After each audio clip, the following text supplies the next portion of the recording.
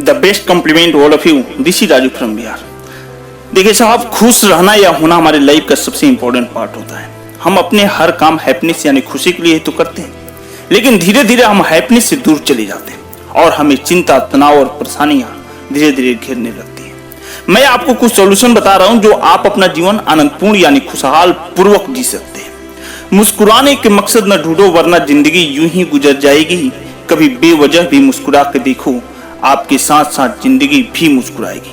तो कभी कभी अपनी जिंदगी में खुशियों को पहचानिए, उसे चुनिए, क्योंकि हम सभी जानते हैं खुश रहना या दुखी रहना यह हमारे सोचने के नजरिया पर निर्भर करता है। किसी भी सिचुएशन में हमारे सामने दो ही रास्ते होते हैं, first to be happy, second to be sad. या तो हम खुश रह सकते हैं या तो हम दुखी। इसलिए हमेशा खुशी को ही चुनिए। चाहे मेरे सामने जो भी परिस्थितियां हो, मैं खुश और पॉजिटिव रहूंगा तो रहूंगा। जब यह बात हम अपने आप से बार बार कहते हैं ना, तो हमारा मन और मस्तिष्क धीरे धीरे रिएक्ट करना शुरू कर देता है और यह हमारी एक दिन हैबिट बन जाती है और यही हैबिट एक दिन हमारा स्वभाव में बदल जाती है।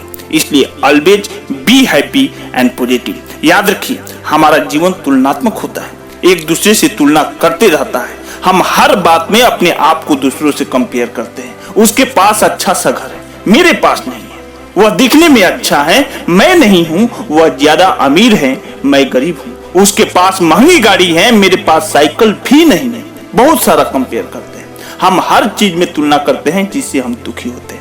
मन में कुछ अचीव करने की इच्छा रखना या एम्बिशियस होना हमें आगे तो ले जाता है, लेकिन इसका अति होना दुख और निराशा का एक बहुत बड़ा कारण होता है। जैसे चाय में चीनी एक लिमिट तक ही अच्छी लगती है, लेकिन बहुत ज्यादा होने पर चाय बेस्वाद लगने लगती है। इसीलिए अपने आप को दूसरों से कंपेयर कभी मत कीजिए। दुखों से मुक्ति और जिंदगी में खुश रहने का मात्र एक ही सॉल्यूशन है, दूसरों की तुलना अपनों से करना छोड़ दीजिए।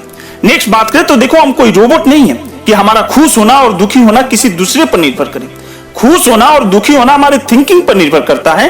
जैसा थिंकिंग रखते हैं ना, वैसा ही हमारा एक्टिविटी, कैरेक्टर और बिहेव हो जाता है। दुखी लोग ज्यादातर दूसरों पर ब्लेम लगाते हैं, इसकी वजह से ऐसा हुआ, मेरी इस परिस्थिति का जिम्मेदार वह है, उसकी वजह से मैं दुखी हूं। तरह तरह की बातें करते हैं। इसलिए अपनी खुशी का रिमोट कंट्रोल दूसरों को कभी मत दीजिए। जब चाहे तब वो खुश करे और जब चाहे तब वो दुख, ये गलत बात है। नेक्स्ट बात करें तो खुशी रहने के लिए ओपन माइंडेड रहना बहुत जरूरी है।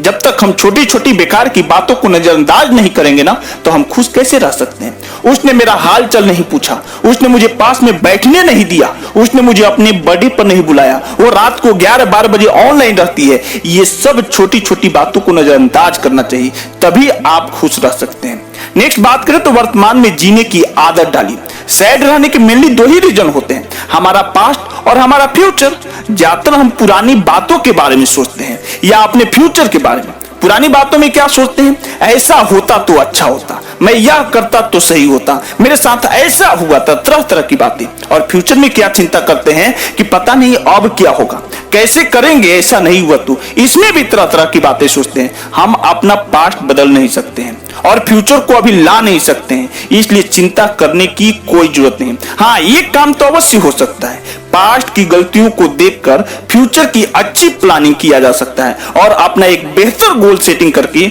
उसको अचीव किया जा सकता है। इसलिए खुश रहना है तो प्रेजेंट में जीने की आदत डालिए। न बीते कल की दुख हो, न आने वाली कल की चिंता, बस यही है खुश रहने का एक महामंत्र।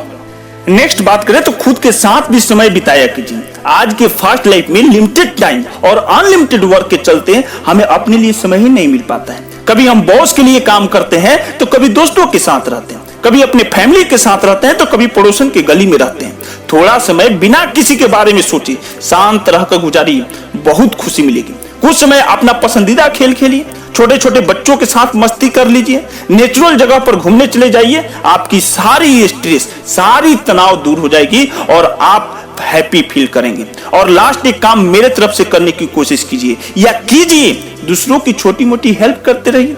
हमारी हेल्प से जब कोई खुश होता है ना, तो उसकी हैप्पीनेस को देखकर जो हमारे अंदर हैप्पीनेस की फीलिंग जगती है, वो आई थिंक जिंदगी में बहुत कम क्षण आते हैं। तो उम्मीद है कि आप मेरी बातों से सहमत होंगे और आप अपने जीवन में खुशी बरकरार रखेंगे। तो चलते चलते एक शुभ विचार साथ में ले चलें।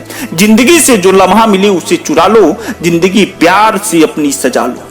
जिंदगी से जो लम्हा मिले उसे चुरा लो, जिंदगी प्यार से अपनी सजा लो, जिंदगी यूं ही गुजर जाएगी साहब, बस कभी खुद हंसो तो कभी रोते हुए को भी हंसा लो। Thank you, bye bye, take care.